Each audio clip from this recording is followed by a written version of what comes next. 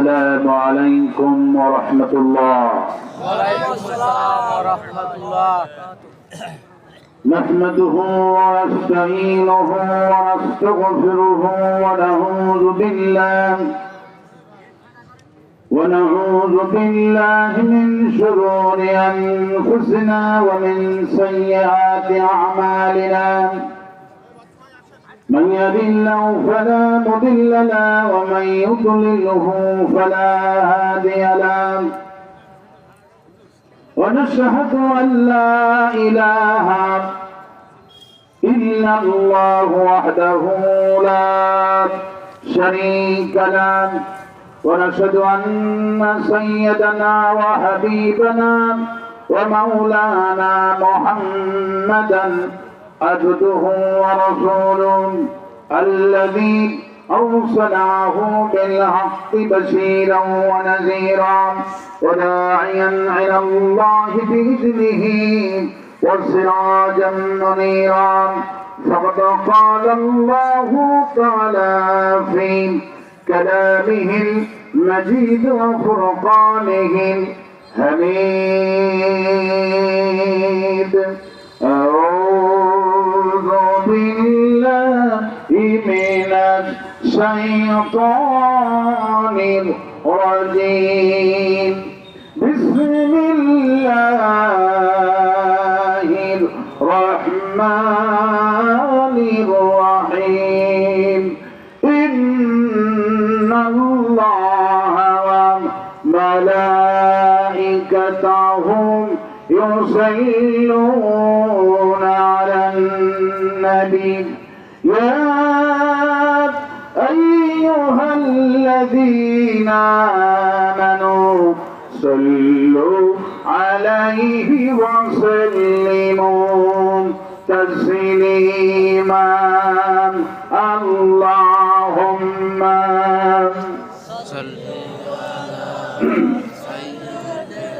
প্রাণ খুলে হাবিবের সামনে পড়েন আল্লাহুম্মা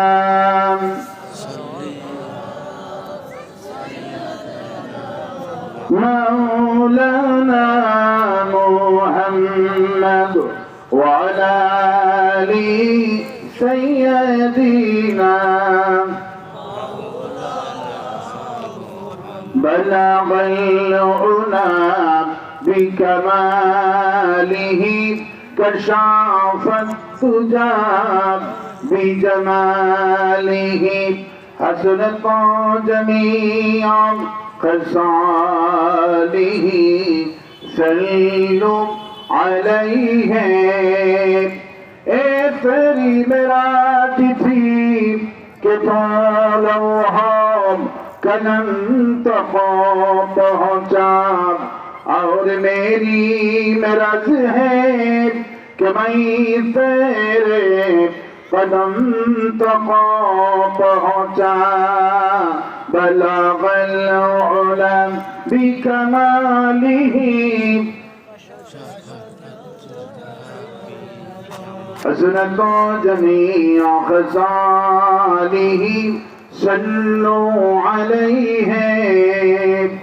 سورة يوسف بداري حكمة لقمان امام كريم قرآن باري آئے دنے شدیمان ما بلغ العلا بكماله كشف الدجى بجماله حسنت جميع خصاله صلوا عليه. اللهم آمين. ربنا ظلمنا أنفسنا وإن لم تغفر لنا وترحمنا لنكونن من الخاسرين. أي الله تعالى এই জাহানাবাদ সরকারি প্রাথমিক বিদ্যালয় মাঠ থেকে তফসির বাগান থেকে দরুদ সালাম করে তোমার দরবারে ভিক্ষুকের মতো হাত তুলেছি। দরুদ সালাম যখন সোনার মদিনায় নবী পাকের রওজা মোবারকে পৌঁছায় দাও। এখানেই তো আমিন আমিন বলছে। এদের মধ্য থেকে আব্বা জান যারা হারালো, আম্মা জান যারা হারালো, আল্লাহ আব্বা আম্মার কবরগুলি বেহেশতের বাগান বানায়া দাও। এই মাহফিল আয়োজন যারা করলেন আর শোনার জন্য যারা কষ্ট করে এখানে জমায়েত হলো, কঠিন কিয়ামতের দিনে নবীরা পর্যন্ত ইয়া নাফসি বলবে। একটা সওয়াব দিতে যেই দিন কেউ রাজি হবে না, মা তার সন্তানকে পরিচয় দিবে না, স্ত্রী তার স্বামীকে পরিচয় দিবে না। ওই কঠিন কিয়ামতের মাঠে আমাদের এই মাহফিল সকলের জন্য নাজাতের ওসিলা বানায় দাও আল্লাহ। ইয়া রাব करम तू आगर करे ओ बात जुबा को जो दिल पर असर करे। रब्बना तक़ब्बल मिन्ना इन्नका अंतस समीउल अलीम व तुब अलैना इन्नका अंतत तव्वाबुर रहीम। सुब्हान रब्बिका रब्बिल इज्जति अम्मा यसिफून व सलामुन अलल मुरसलीन والحمد لله رب العالمين। একটু জিকির করেন লা ইলাহা জোরে লা ইলাহা। কেউ দাঁড়িয়ে থাকবেন না, সব মুসলমান বসে, একজন মুসলমান দাঁড়িয়ে থাকবেন না। আর একটু জোরে জোরে জিকির করেন লা ইলাহা। মাহফিলের সম্মান হলো বসা, অনেক জায়গা খালি রয়েছে, সবাই বসে। आप जोरे जोरे जिक्र करें ला इलाहा इल्लल्लाह, जोरे ला इलाहा इल्लल्लाह, ला इलाहा इल्लल्लाह, ला इलाहा इल्लल्लाह, ला इलाहा इल्लल्लाह मुहम्मदुर रसूलुल्लाह।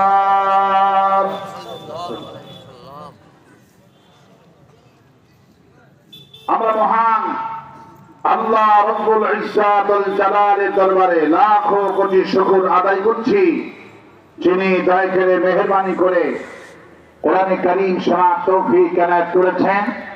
সেই মনিবের দরবারে প্রাণ ভরে শুকর আদায় করছি, সকলে পড়ছি আলহামদুলিল্লাহ।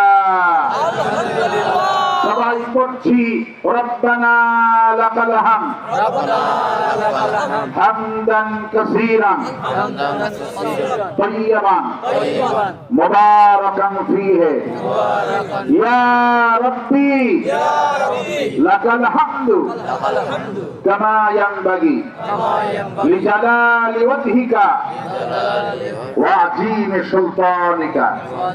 আল্লাহুম্মা আতি নাফসি তাকওয়াহা আনতা ওলিউহা ওয়া মাওলাহা ওয়া খায়রা মান যাক্কাহা। লাখো কোটি দরুদ সালাম মানবতার মহান শিক্ষক সৈয়দুল মুরসালিন রাহমাতুল লিল আলামিন বিশ্ব নবী বিশ্ব নেতা জনাবে মুহাম্মদ রাসূলুল্লাহ সাল্লাল্লাহু আলাইহি ওয়াসাল্লাম। আমার সামনে বসা সম্মানিত পদর আড়ালে আয়েশার উত্তরসূরি, খাদিজার উত্তরসূরি আমার সম্মানিতা মা এবং বোনেরা, আমার সামনে বসা কোরআন পাগল যারা কোরআনকে ভালোবেসে নিয়ত করে বাড়ি থেকে এখানে এসেছেন, যদি আজকে রাতে মরণ হয়ে যায় আল্লাহ পাক প্রত্যেকটি শ্রোতাকে বিনা হিসাবে বেহেশত নসিব করে দিবেন। সেই সৌভাগ্যশীল হয়ে যারা আজকে বসেছেন, আপনাদেরকে ফেরেশতা সালাম দিচ্ছে, আল্লাহ পাক আরশে আজিম থেকে সালাম দিচ্ছে। আমরা ধারাবাহিক ভাবে বিশ্বনবীর সুন্নাত মোতাবেক আমি আপনাদেরকে সালাম দিচ্ছি। এবং আজকের এই মাহফিলের প্রধান অতিথি এবং সম্মানিত সভাপতি এবং তাফসীর মাহফিলের পক্ষ থেকে আলতাফ হোসেন, মোজাম্মেল হক, এবং এই মাহফিলে যিনি কষ্ট করেছেন সোহরাব হোসেন কাজী, অত্যন্ত কষ্ট করেছেন, যিনি সার্বক্ষণ যোগাযোগ করেছেন আপনাদেরকে আমাকে আনার জন্য, অনেক পরিশ্রম করেছেন, যোগাযোগ রক্ষা করেছেন। যারা এই কমিটিতে আছেন যারা এই আয়োজন করেছেন আল্লাহ পাক সকলকে আজকে জান্নাতের সুঘ্রাণ দান করুন বলে আমি আমার অন্তর স্থল থেকে আপনাদেরকে আহলান সালাম জানাচ্ছি। আসসালামু আলাইকুম ওয়া রাহমাতুল্লাহ। প্রিয় মোহাম্মদবাসী, রাজশাহীবাসী, আপনারা সবাই কেমন আছেন? কেমন আছেন? আলহামদুলিল্লাহ। আজকে আমি খুশি হয়েছি, বিগত একটা মাসের মধ্যে আজকে মাইক হলো 1 নাম্বার। আল্লাহু আকবার। এত সুন্দর মাইক আমার এই একটা মাসের মধ্যে আর পাইনি। আল্লাহু আকবার। এত সুন্দর মানের শ্রোতা এবং মঞ্চ সর্বদিক এই মাহফিল কমিটি পরিশ্রম করেছে, আল্লাহ পাক রেজাল্ট দান করেছেন। আলহামদুলিল্লাহ বলে। আমি এখন আপনাদেরকে নিয়ে যাব কোরআনে কারিমের দিকে। মনি আমাদেরকে কোরআন শোনার তৌফিক দিয়েছে, পড়ছি আলহামদুলিল্লাহ। সুন্দরভাবে অনুমতি ছাড়া তাফসীর শুনতে পাচ্ছি। সুবহানাল্লাহ। কল্পনা করতে পারবেন থানার ওসি সাহেব এসে শহীদ আল্লামা সাইদি রহমাতুল্লাহ নাম নিচ্ছেন, অথচ বক্তাদেরকে সাইদির নাম নেওয়ার সঙ্গে সঙ্গে গ্রেফতার করে নিয়ে যেত। আর সেই ওসি সাহেব সাইদি সাহেবের নাম বলতেছে। আল্লাহ আমাদেরকে কতটা ভালো লেগেছে। আলহামদুলিল্লাহ। আবার করছি আলহামদুলিল্লাহ। আল্লাহ যেন দয়া করে বাংলাদেশটাকে কোরআনের দেশ বানায় দেয়, বলি আমি। আমাদের কোন চাওয়া নাই, মনিবের কাছে শুধু চাওয়া একটাই, আল্লাহ যেন দয়া করে দেশটাকে কোরআনের জন্য কবুল করে, বলি আমি। আমরা কোরআন শুনতে এসেছি। কি শুনতে এসেছি? কোরআন শুনতে এসেছি। বলেন এই কোরআন শরীফ কি জামাত ইসলামের কোরআন? বলেন সবাই। এই কোরআন কি বিএনপি? এই কোরআন কি তাবলীগ জামাতের? এই কোরআনটা তাহলে কার? একটু সবাই হাত দিয়ে জবাব দেন, কার? এই কোরআন হলো আরশের মালিকের। এই কোরআনের মালিক কে? এই কোরআনের মালিক হলেন আল্লাহ। আল্লাহ কি শুধু আমাদের একক? আল্লাহ সব দলের, ঠিক কিনা? আজকে অনেক লোক ভাবতেছে যে হুজুর না জানি আওয়ামী লীগদেরকে যেন বাঁশি দেয় নাকি, চিন্তা ভাবনা আছে। কারণ প্রতিটা মাহফিলে বক্তাদের কাম হলো উঠেই গালিগালাজ করে। না ভাই, আমরা আসলে গালিগালাজের জন্য এখানে আসি। আমি এসেছি আপনাদেরকে জান্নাতের রাস্তা দেখানোর জন্য, ঠিক কিনা বলেন? গালিগালাজ এখানে নো গালিগালাজ হবে। আল্লাহু আকবার বলে। আমি কোন গালিগালাজের বক্তা নই। আমি এসেছি আওয়ামী লীগ, বিএনপি, জামাত ইসলামী সবাই এক কোরআনের দল হয়ে সবাই জান্নাতে যাব। আলহামদুলিল্লাহ বলে। আমার টার্গেট এবং মিশন হলো যারা কোরআন বোঝে না তারা আসছে কোরআন শুনতে। আমি এখন তাদেরকে কোরআন বুঝায়া কোরআনের কর্মী বানাবো। এটা হলো আমার টার্গেট। যে বক্তা যে টার্গেট নিয়ে আসুক ওদের ব্যাপার, কিন্তু আমার টার্গেট হলো আমি মানুষকে কোরআন বুঝায়া কোরআনের কর্মী বানাতে চাই। এটা হলো আমার টার্গেট। আপনারা কোরআনের কর্মী হতে রাজি আছেন তো? আছেন তো? কোনো গালিগালাজ হবে না। আমার প্রিয় ভাইয়েরা, মাইকালা কই একটু রিবাদ দাও তো। আপু রিবাদ আছে? রিবাদ নাই। কোরআনে কারীম হলে সব দলে। কোরআনটা কোন দলে বলেন তো? সব দলে। আল্লাহ কি শুধু এক দলের না সব দলের? নবী কি শুধু এক দলের না সব দলের? কি সুন্দর কথা। এই জন্য বিশ্বকবি, কবি সম্রাট আল্লামা ইকবাল বলছেন, হরমে পাক ভি আল্লাহ ভি কোরআন ভি এক, হরমে পাক ভি अल्लाह भी कुरान भी एक कुछ बुरी बातें जुटे जो मुसलमान भी एक। हे मुसलमान, তোমরা সকলেই তো বলো আল্লাহ আমাদের একটা, কোরআন আমাদের একটা, নবী আমাদের একটা। আল্লাহ যদি এক হয়, কোরআন যদি এক হয়, নবী যদি এক হয়, তাহলে বলো আমাদের দলও হবে একটা। দল কয়টা হবে? সেই দলের নাম কি? সেই দলের নাম কি? ইসলাম। আল্লাহ পাক বলেন أفغير دين الله يبغون وله أسلم من في السماوات والأرض طوعا وكرها আল্লাহ পাক বলেন বান্দারে তোমরা আমার দল বাদ দিয়ে অন্য দল তালাশ করছো, অন্য দল করছো, অথচ আকাশে যা আছে জমিনে যা আছে সবগুলি আমার দল করছে, আমার আইন মেনে চলছে। সবগুলি কার আইন মানছে বলেন? আগুনগুলি কার আইন মানে? আকাশগুলি কার আইন মানে? আল্লাহ পাক আগেই জাহান্নামে দিবেন। আল্লাহ পাক বুঝাচ্ছেন বান্দা তোমরা আমার আইন মানো না, আমার দল করো না, অথচ আগুনগুলি আমার আইন মানে। ইব্রাহিম আলাইহিস সালামকে যখন অগ্নিকুণ্ডে নমরুদ ডাকা ফেলে দিল, যখন অগ্নিকুণ্ডের মধ্যে হাত পা বেঁধে যখন ফেলে দেওয়া হলো, ইব্রাহিমের মনে আনন্দ, ইব্রাহিমকে আগুনে পুড়া আমি ক্ষমতায় থাকবো সারা জীবন। যখন অগ্নিকুণ্ডের মধ্যে নিক্ষেপ করে দিলেন আল্লাহ পাক আগুনে পুড়ে নোটিশ করলেন, কুন্না ইয়া নারু কুনি বারদাও ওয়া সালামান আলা ইব্রাহিম। হে ইব্রাহিম তুমি কোনো ভয় পেও না, আমি আগুনকে নোটিশ করছি। ওয়া সালামান আলা ইব্রাহিম, আগুন আমার ইব্রাহিমের জন্য আরামদায়ক ঠান্ডা হয়ে যায়। শুধু ঠান্ডার কথা বলেননি, যে ঠান্ডা কথা বলতো ডিপ ফ্রিজে মতো ঠান্ডা হইলে জমে যেত, ঠিক কিনা মনে যেত, কিন্তু সেই কথা আল্লাহ বলছেন সালামা, শান্তি আরামদায়ক ঠান্ডা হয়ে যান, ফুলের বাগান হয়ে গেল। নমরুদ বেটা যখন এটা দেখতে পেল তখন তিনি আগুনকে নিক্ষেপ করে আক্ষেপ করে বলল, আগুন তোর হলোটা কি? গোটা জাতি মেরে তোর পূজা করলাম, তোর শক্তিতে কমে গেল নাকি?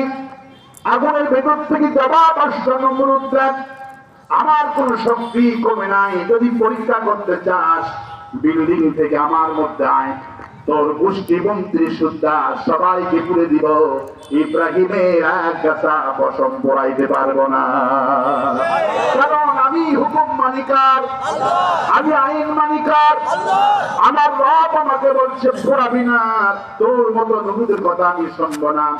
বিশ্বকবি কবি সম্রাট আল্লামা ইকবাল বললেন, आज भी हो जो इब्राहिम का इमाम पैदा, आज भी हो जो इब्राहिम का इमाम पैदा, कर सकती है एक अंदाज़े गुलिस्ता पैदा।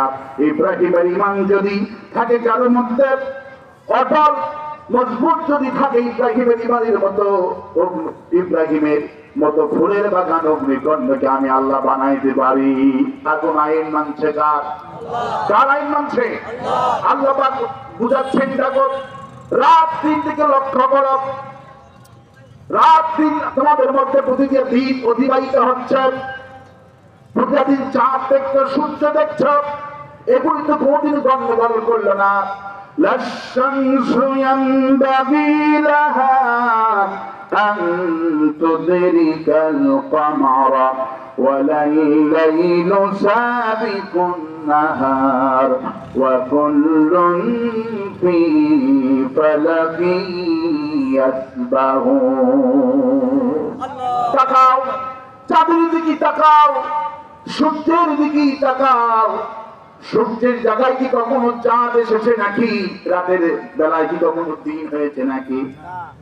দিনের বেলায় কি রাত হয়েছে নাকি? আল্লাহ বলে চাঁদের জায়গায় সূর্য যাবে না, সূর্যের জায়গায় চাঁদও যাবে না, রাতের জায়গায় দিন হবে না, দিনের জায়গায় কখনো রাত হবে না, রাত আর দিন, চাঁদ আর সূর্য সব আইন মানে কার? কার আইন মানে? আল্লাহ পাক বলছেন আরো দেখো সাগরে যাও। সাগরে গেছেন কেউ? আমি সাগরে গেছি, আল্লাহ ভাগবত বলেন। আমি পৃথিবী ভারত সাগরে গেলাম, সৌদি আরবে হজ করতে গিয়ে সেখানে গেলাম, ভারতে মাহফিল করতে গিয়ে ভারত সাগরে সেখানে গেলাম, বাংলাদেশে তো সাগরে যত পাশ আছে সব পাশে আমি গেছি, আল্লাহ ভাগবত বলেন। আমার ভক্তরা আমাকে নিয়ে গেলেন সুন্দরবন দেখাতে। সুন্দরবন দেখতে যাচ্ছি নৌকায় চড়ে। তখন মাহফিল কমিটি আমাকে বলে, হুজুর এই পাশ হলো মিষ্টি পানি, ওই পাশ হলো নবরত্ন পানি। সুবহানাল্লাহ বলে। আমি নৌকার উপরে ছিলাম, মাথাটা নত হয়ে গেল। আল্লাহ পাক সূরা রহমানে বলছেন, মাওয়াজাল বাহরাইনি ইয়ালতাকিয়ান বাইনাহুমা বারজাখুন লা ইয়াবগিয়ান। সাগরের দিকে তাকাও, একই নদীর মধ্যে কোনো পার্টিশন নাই, কোনো ব্রিগেড নাই, কোনো পার্টিশন দেওয়া লাগলো না। লবণাক্ত পানির কোনো ক্ষমতা নাই, মিষ্টি পানির মধ্যে ঢুকি, মিষ্টি পানির কোনো ক্ষমতা নাই, লবণাক্ত পানির মধ্যে ঢুকি। যার যার পানি আমার আইন মেনে চলছে। বান্দারে তোমরা আমার আইন কেন মানো না? আকাশ আমার আইন মেনে চলে, সূর্য আমার আইন মেনে চলে, রাত আর দিন আমার আইন মানে। তোমার এই যে নিঃশ্বাস তুমি নিতেছ, প্রতিটি মুহূর্ত নিঃশ্বাসটা যাওয়ার সময় আমার কাছে একবার অনুমতি চায়, আর একবার বের হওয়ার সময় অনুমতি চায়। আমি যেদিন অনুমতি দিব না, সেই দিন তুই মরা লাশ হয়ে যাবি। বান্দারে তোর জিহ্বাটা আমার আইন মেনে চলে। জিহ্বায় যখন লবণ দেবে, জিহ্বা কোনোদিন বলবে না মিষ্টি লাগতেছে, জিহ্বা মুনাফিকি করবে না, জিহ্বা কখনো বাটপারি করবে না। আল্লাহ পাক জিহ্বাকে যে হুকুম দিয়েছেন, জিহ্বা সেটি বলবে। ফজলি আম দিলে কোনোদিন রূপালী আম বলবে না, রূপালী আম দিলে কখনো ন্যাংরা আম বলবে না, লেবু মুখে দিলে কোনোদিন খেজুরের ঘ্রাণ দিবে না। কেন আলাদা, আর মিষ্টির স্বাদও আলাদা আল্লাহ আপনাকে দান করে দিল। এই জিহ্বা কখনো মুনাফিকি করবে না, জিহ্বা আইন মানছে কার? জিহ্বা কার কথা শোনে? আপনার এই যে নাক, এই নাকটা কার আইন মানে? আল্লাহর আইন মানছে। আল্লাহ বুঝাচ্ছেন এগুলি, আল্লাহ কি জাহান্নামে দেবে না? আল্লাহ কি বুঝাচ্ছেন তোমার দেহের মধ্যে তোমার অঙ্গ প্রত্যঙ্গ গুলি তোমার আইন মানে না, আমার আইন মানে।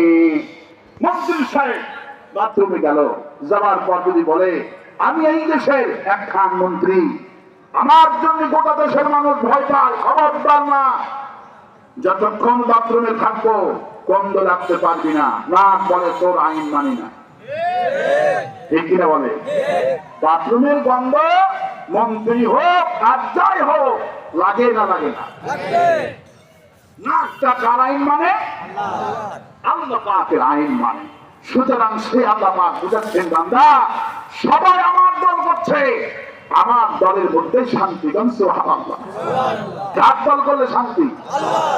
আল্লাহর আইন মানলে শান্তি, ইসলামটা মানলে শান্তি। কিন্তু ইসলাম যারা চায় এদেরকে মেরে, এদেরকে শহীদ করে কোনদিন শান্তি পাওয়া যায় না। ইসলাম যারা চায়, কোরআনের শাসন যারা চায়, এদেরকে হত্যা করে, শহীদ করে, মামলা দিয়ে শান্তি পাওয়া যায় না। বিগত দিনে 16টা বছর ধরে তাই করা হয়েছে, ঠিক কিনা বলে? মিথ্যা মামলা লাগানো দেওয়া হয়েছিল, ফাঁসি দেওয়া হয়েছিল। ইসলাম যারা চায়, আল্লাহর আইন যারা চায়, অথচ আল্লাহ বলছে আমার আইন সবাই মানছে, তোমরা কেন মানছ না? আল্লাহ তাআলা আক্ষেপ করে বলছেন, উতিলাল ইনসানু মা আকফারা, ধ্বংস হয়ে যা, তোদের মতো নেমো খারাপ এই পৃথিবীতে আর কেউ নাই। তোদের মতো নেমো খারাপ কেউ নাই। একটা কুকুরকে যদি একটা রুটি দেন, কুকুর 3 দিন বাড়ি পাহারা দিবে। যদি বাড়ির সামনে একটা কুকুরকে যদি 3 দিন রুটি দেন, 1 মুঠ ভাত দেন, 1 সপ্তাহ পাহারা দেবে। 1 সপ্তাহ যদি ভাত দেন, 1 মাস পাহারা দেবে। 1 মাস যদি ভাত দিতে পারেন, সারাটা জীবন কুকুর আপনার বাড়ি পাহারা দিবে, কাউকে চুরি করতে দিবে না। কুকুর নেমখারামি করে না। কিন্তু মানুষ, আমরা হলাম সৃষ্টির সেরা, আমরা আল্লাহর আইন মানছি না, আমরা মানছি মানুষের আইন। কার আইন মানছি? মানুষ। এক কুত্তা আর এক কুত্তার আইন মানে না, এক বাঘ আর এক বাঘের আইন মানে না, এক মুরগি আর এক মুরগির আইন মানে না, এক ছাগল আর এক ছাগলের আইন মানে না, কিন্তু মানুষ হয়ে মানুষের আইন আজকে মানছে। আওয়াজ কন, আওয়াজ কন। প্রবহন প্রবাসী, আমি আপনাদের কাছে নিয়ে যাব কোরআন কারীমের কাছে। কোথায় নিয়ে যাব? কোরআন কারীমের কাছে নিয়ে যাব। কারণ এই কোরআনটা আসছে কার পক্ষ থেকে বলেন তো? আল্লাহর পক্ষ থেকে আসছে। আজকে আলোচনার বিষয় হবে সূরা তাহা থেকে। আমি আজকে এক আয়াত মাত্র আয়াতে কারিমা তেলাওয়াত করে আমি এর ব্যাখ্যা আপনাদেরকে বোঝানোর চেষ্টা করব। আমার সাথে সবাই পড়েন। আল্লাহ পাক বলেন, মা أنزلنا عليك القرآن لتشقى। আল্লাহ পাক বোঝাচ্ছেন, হে মানুষ, আমি যে তোমাকে কোরআন দিয়েছি, হে নবী, আপনাকে যখন আমি কোরআন নাযিল করে দিলাম, আপনার প্রতি বিরূপ মন্তব্য করলো নেতারা। এই মক্কার লোকেরা কোরআনকে মানল না, অবহেলা করলো। আপনি কি তাই ভাবছেন নাকি? আপনাকে এমন কোরআন দিলাম, মা আনজালনা আলাইকাল কুরআনা লিতাশকা।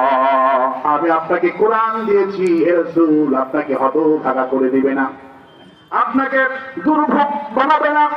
এই কোরআনটা আমি আপনাকে দিলাম, আপনি হবেন বিশ্ব নবী, আর বিশ্ব নেতৃত্ব দিবে এই কোরআনে কারীম। কোরআন যার কাছে থাকবে তারা হবে বিশ্বের সেরা। কফ ওয়াল কুরআনিল মাজিদ। আল্লাহর কসম করে বলছি, হে রাসূল, আমি আল্লাহ শপথ করে বলছি, এই মর্যাদাপূর্ণ কোরআনে কারীমের শপথ আমি করছি। এই কোরআন এমন কোরআন, আর মর্যাদা এত বেশি, আমি আল্লাহ কসম করছি, শপথ করছি, এই কোরআন যারা শিখবে এদের মর্যাদা দুনিয়ার মধ্যে সর্বশ্রেষ্ঠ মর্যাদা। وعن عثمان رضي الله تعالى عنه قال قال رسول الله صلى الله عليه وسلم خيركم من تعلم القرآن وعلمه। রাসূলের জামাই ওসমান বলেন, রাসূলুল্লাহ বলেছেন, আল্লাহ পাকের হাবিব বললেন, আমি ওই ব্যক্তি, পৃথিবীতে উত্তম ব্যক্তি, যে ব্যক্তি কোরআন শরীফ শিখলো আর কোরআন শরীফ শিখালো, এর মতো মর্যাদাবান লোক এই পৃথিবীতে আর হয় না। আল্লাহ পাক কোরআন সম্পর্কে বললেন, আমি এমন কোরআন দিয়েছি, এই কোরআনটা কেন নাযিল করে দিয়েছি বান্দারে, তোমাদের অন্তরের পাপের কারণে অন্তরের রোগ হয়ে গেল, তোমাদের রোগ হয়ে গেল, অন্তরের রোগ হয়, ফি কুলুবিহিম মারাদুন ফাযাদাহুমুল্লাহু মারাদা। আল্লাহু আকবার। আমি কোরআনটা কেন দিলাম, আর কোরআন তাদের শুনতে এসেছেন, কেন শুনতে এসেছেন কোরআন? একমাত্র কারণ, অন্তরে যে পাপ করেছি আমরা, পাপের কারণে অন্তরে রোগ হয়েছে। কি হয়েছে? অন্তরে রোগ হয়েছে। আল্লাহ পাক বলছেন, এই রোগ নিয়ে যদি কবরে আসো, তোমার জায়গা হবে জাহান্নাম। কি হবে? এই জন্য মহান আল্লাহ রাব্বুল আলামিন বলছেন, বান্দা, তোমার জায়গা হবে জাহান্নাম। এই জন্য আমি আল্লাহ এই কোরআনে কারীম নাযিল করে দিয়েছি, যাতে করে কোরআন শরীফ তেলাওয়াত যত করবা তোমার রোগগুলি তত ভালো হয়ে যাবে। বান্দারে, তোমার ক্যান্সার আক্রান্ত হয়ে যদি মরে যাও, তোমার জায়গাটা জাহান্নাম হবে না। তুমি যদি হার্ট অ্যাটাক করে মারা যাও, তোমার জায়গাটা জাহান্নাম হবে না। তুমি যদি অ্যাক্সিডেন্টে মারা যাও, তোমার জায়গাটা জাহান্নাম হবে না। তোমার অন্তরে যে রোগ হয়, এই রোগ নিয়ে যদি কবরে যাও বান্দা, তোমার জায়গা হবে জাহান্নাম। এই জন্য তোমার অন্তরের ওষুধ আমি আল্লাহ এই কোরআন শরীফ নাযিল করে দিয়েছি। আল্লাহ পাক অন্যত্রে বলেন, ওয়ানুনাজ্জিলু মিনাল কুরআনি মা হুয়া শিফাউন ورحمة للمؤمنين ولا يزيد الظالمين إلا خسارا আল্লাহ পাক বলেন বান্দারে আমি কোরআনটা এই জন্য দিয়েছি তোমার অন্তরে ব্যাধি হয়েছে রোগ হয়েছে তোমার যারা রোগ নিয়ে যারা ব্যাধি নিয়ে যারা এই ব্যাধি নিয়ে যারা এই ব্যাধিটা নিয়ে যারা কবরে যাবে এদের অবস্থা বড় খারাপ হয়ে যাবে আমার ভাইয়েরা এই ব্যাধি যাদের হবে আল্লাহ পাক বলেন খবরদার এই ব্যাধি নিয়ে কবরে যেও না যদি ব্যাধি ভালো করতে না পারেন অবস্থাটা বড় খারাপ হয়ে যাবে আল্লাহ পাক সেই কথা বলছেন মরার সময় আফসোস করে কোনো কাজে লাগবে না আমার ভাইয়া আল্লাহ পাক সে কথা বলছেন বান্দারা তোমার এই ব্যাধিটা হয়েছে এই ব্যাধি ভালো করার জন্য আমি কোরআনে কারীম তোমাকে আমি আল্লাহ নাজিল করে দিলাম এই ব্যাধি ভালো করতে পারবে কেবলমাত্র শুধুমাত্র একমাত্র এই কোরআনে কারীম কোন সুবহানাল্লাহ আমি আল্লাহর কাছে দোয়া করছি হায় আল্লাহ যতগুলো মানুষ আজকে বাড়ি ঘর ফেলে রেখে আশা করে তোমার কোরআন শোনার জন্য এখানে বসে গেছে মাবুদ সকলকে অন্তরে রোগ যত আছে আল্লাহ তুমি আজকে কোরআনে কারীমের বদৌলতে সবার রোগ তুমি ভালো বানায়া জান্নাত দাও আল্লাহ বলেন আমাদের কোরআন শোন আয়াতুহু যাদাতুহুম ঈমানাও ওয়া আলা রাব্বিহিম ইয়াতাওয়াক্কালুন আল্লাহ পাক বলেন বান্দারে আল্লাহ পাক বলেন বান্দা তুমি যদি কোরআনে কারীম শুনতে পারো তুমি যদি কোরআনের আয়াত যদি শুনতে পারো তোমার যে অন্তরে রোগ হয়েছে আয়াতুহু যাদাতুহুম ঈমানাও তোমার অন্তরে যত ব্যাধি আছে রোগ আছে তুমি যখন কোরআন শুনবা প্রতি মুহূর্তে তোমার অন্তরে রোগগুলি আমি আল্লাহ সাফ করে দিব আজ আমি যা বয়ান করব আমি যে আলোচনা করব এগুলি যদি মনোযোগ সহকারে শুনতে পারেন আর যদি মনে মনে করতে পারেন আল্লাহ আমি তোমার কোরআনে কারীম জীবন যা করে থাক হুজুর তো নিজের কথা বললো না আল্লাহ হুজুর তো তোমার কথা বলেছে আমি মনে মনে ইরাদা করলাম আগামীকাল থেকে আমি তোমার কোরআন জীবন চালাবো আল্লাহ পাক কথা করলো তোমার মনের খবর তো কেউ জানলো না বান্দা অনেক গুনাহ করেছিস তোর বড় টেনশন হয়ে যায় আমি যদি মরে যাই আমার অবস্থাটা কি হবে আমি যদি এখন মরে যাই আমার অবস্থাটা কি হবে জীবনে কত নামাজ কাজা করেছি ইচ্ছা করে রোজার দিনে বিড়ি খেয়েছি ভাত খেয়েছি ইচ্ছা করে রোজা আমি ভঙ্গ করেছি কাজা করেছি মিথ্যা কথা বলেছে আল্লাহ পাক বলে বান্দা আমি এমন রহমান এমন গফুর এমন গফফার কোরআনের মাহফিলে বসে যদি তুই নিয়ত করতে পারিস আল্লাহ আমি জীবনে যা করেছি আজকে কোরআন শরীফের মাহফিলে ওয়াদা করলাম ফি কুলুবিহিম মারাদুন আল্লাহ পাক বলছে বান্দারে তোমার অন্তরে রোগের কারণে তোমার জায়গা জাহান্নাম হবে তোমার যদি ক্যান্সার হয়ে যায় ক্যান্সারটা ভালো করার জন্য আত্মীয় স্বজন মিটিং এ বসে যায় কে টাকা দিবে ভারতে যাওয়া লাগবে কেমন লাগবে মাদ্রাসে যাবে সাহায্য সহযোগিতা তোমার দুনিয়ার রোগটা ভালো করার জন্য দুনিয়ার রোগ ভালো করার জন্য মানুষগুলি সাহায্য চাই ইন্ডিয়ায় যায় যাদের টাকা পয়সা আছে আরো উন্নত দেশে যায়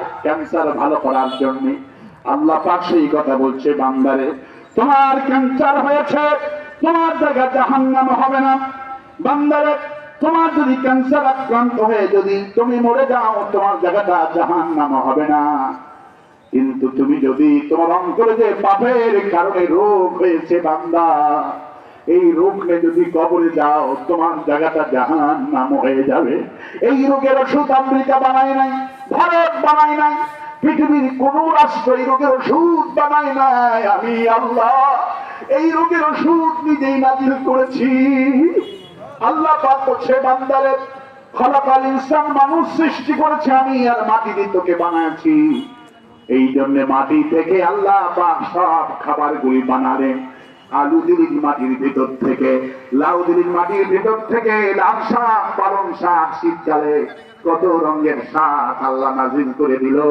মাটি থেকে মানুষ বানিয়েছেন, মাটির ভিতর থেকে আল্লাহ সব খাবার উৎপন্ন করে দিলেন। যত রকমের খাবার আছে সব খাবারকে আল্লাহ মাটির ভিতর থেকে বানিয়ে দিলেন। কিন্তু আল্লাহ পাক বলছেন, বান্দারে তুই যার জন্য এই দুনিয়ায় বেঁচে থাকিস তার নাম হলো রূহ। ইয়াসআলুনাকা আনির রূহ, রূহ সম্পর্কে জিজ্ঞেস করা হয়, রূহটা কি?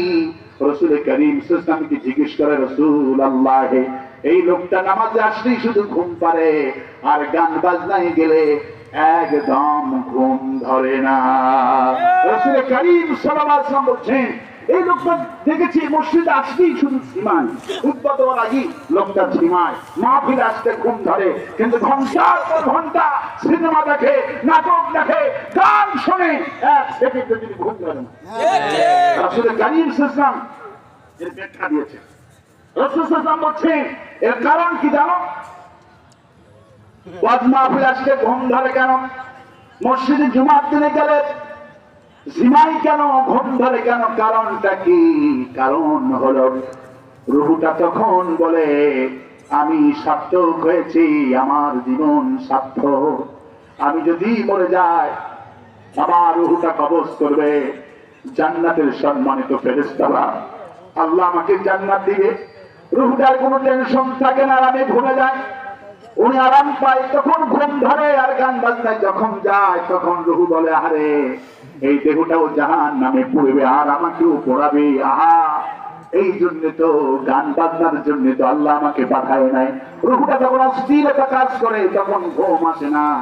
আল্লাহ পাক বলে, মরার আগেই তো তোমরা কোরআন শরীফের দাওয়াত, এই যে দোয়া হতেছে, কত দাওয়াত এই মাহফিলে, এই বছরে কত জায়গায় তাফসীর শুনলেন, কত জায়গায় শুনবেন, প্রতিদিন তাফসীর শোনা হচ্ছে আমার ভাইয়েরা।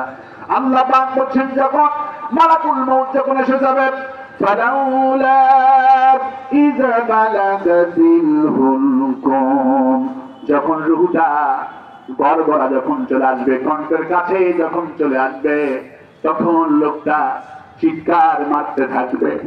তখন ছেলের কান্না শুনতে পাবে, মেয়ের কান্না শুনতে পাবে, স্ত্রী কাঁদতেছে, টেলিফোন করতেছে ডাক্তারকে, আমার স্বামীটার কথা বলে না কেন?